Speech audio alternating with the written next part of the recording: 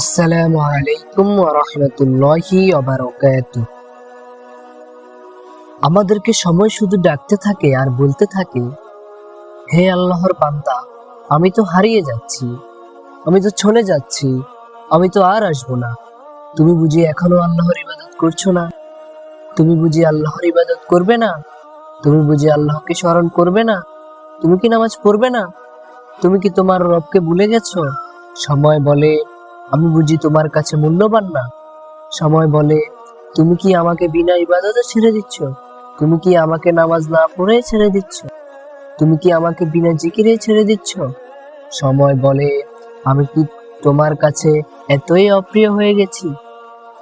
প্রতিটা সেকেন্ড, প্রতিটা মিনিট, প্রতিটা ঘন্টা আমাদেরকে সময় শুধু ডাকতে থাকে আর বলতে থাকে।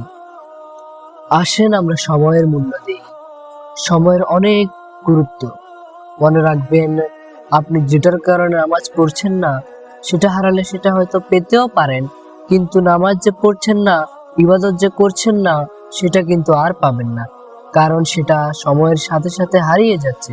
প্রতিটা সেকেন্ড, প্রতিটা মিনিট, প্রতিটা ঘন্টা অনেক গুরুত্বপূর্ণ। সময়ের মূল্য দিতে শিখি, সময়ও আমার আপনার পাশে দাঁড়াবে।